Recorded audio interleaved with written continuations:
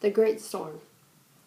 Throughout the night of Friday, September 7th, 1900, Isaac Monroe Klein found himself waking to a persistent sense of something going horribly wrong. Isaac was more than justified in this fear, considering the position that he carried in the booming oil town of Galveston, Texas in the 1900s. Isaac was not only a weatherman, he was the weatherman. Isaac had relocated his family 2 years prior in order to establish the Texas section of the U.S. Weather Bureau. On this night, however, the city of Galveston was headed for a night of horror and destruction to a level never experienced before.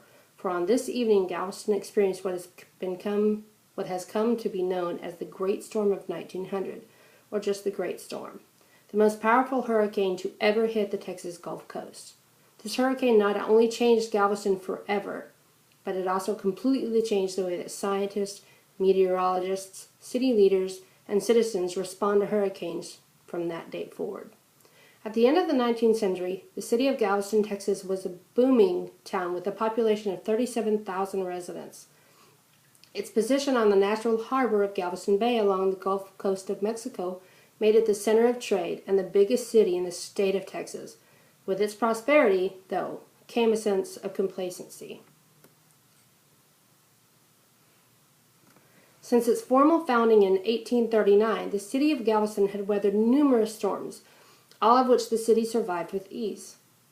Residents believed that any future storms would be no worse than previous storms, and they had nothing to worry about. In order to provide an official meteorological statement to the threat of hurricanes in Galveston, the Weather Bureau Section Director, Isaac Klein, wrote an 1891 article in the Galveston Daily News, in which he argued that not only that the seawall was not needed to protect the city, but also that it would be impossible for a hurricane of significant strength to ever strike the island.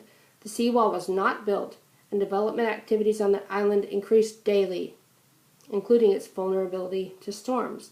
This would be because Isaac Klein decided that it was best to remove the sand dunes along the shore to fill low areas of the city. What this did was it removed the barrier to the Gulf of Mexico and left the city of Galveston virtually defenseless. The residents of Galveston had no warning of this catastrophe. There were no warning systems in place at the time, much less an evacuation plan. The Weather Bureau at the time did try to send out warnings of coming thunderstorms, but they were often inaccurate and sometimes came days late. The day of the storm hit, the air was warm and non-threatening, and bathers gathered at the bathhouses and the seawall as they normally did, even in larger numbers because they were in awe of the abnormally large surf. However, due to residents' faith in Isaac's claim that no hurricane or major storm could ever impact the city of Galveston, the city citizens did not run in fear. In fact, they let their children continue to play and bathe on the seawall. As time passed and water began to flow into the city, water flowed freely through the streets. The citizens of the city at the time continued to let their children play in the water. It wasn't until it was very, very late in the process that they realized that there was a large risk of imminent danger. At the time of the 1900 storm, the highest point in the city of Galveston was only 8.7 feet above sea level. The hurricane had brought with it a storm surge of over 15 feet, which watched over the entire island. The surge knocked buildings off of their foundations, and the surf pounded them to pieces.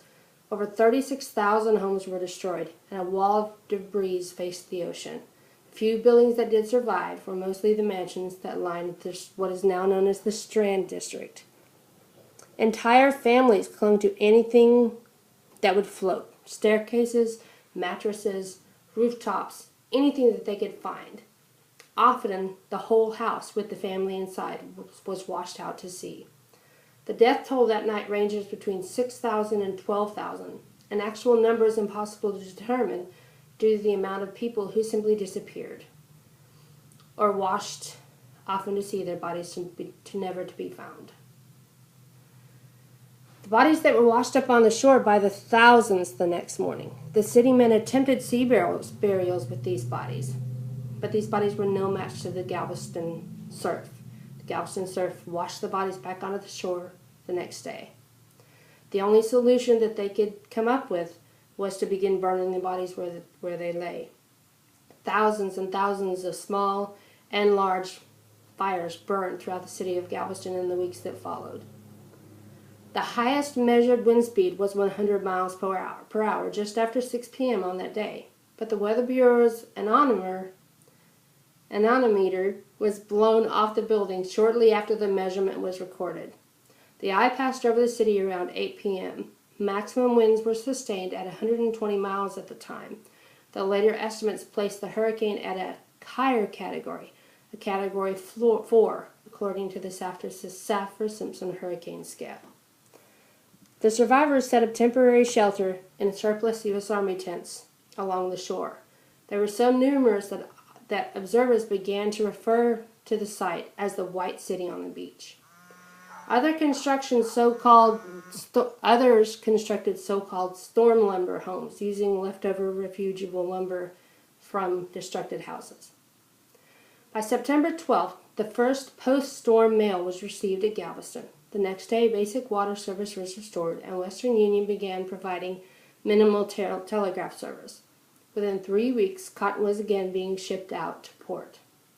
Prior to the hurricane of 1900, Galveston was considered to be a beautiful, prestigious city and was known as the Ellis Island of the West, or the Wall Street of the Southwest.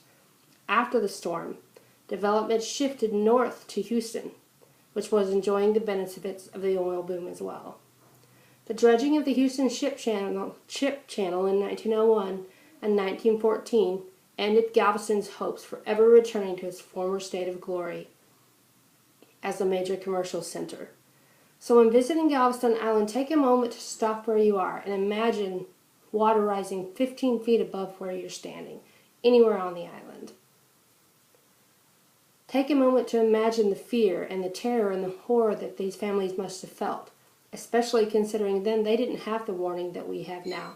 They didn't know what to expect. And again, consider this incredible spirit exhibited by the town of Galveston. Galveston may not have been able to recover to the financial status in the world that it was, but the level of undying human spirit that stands there stands 3 times taller than the highest Houston skyscraper.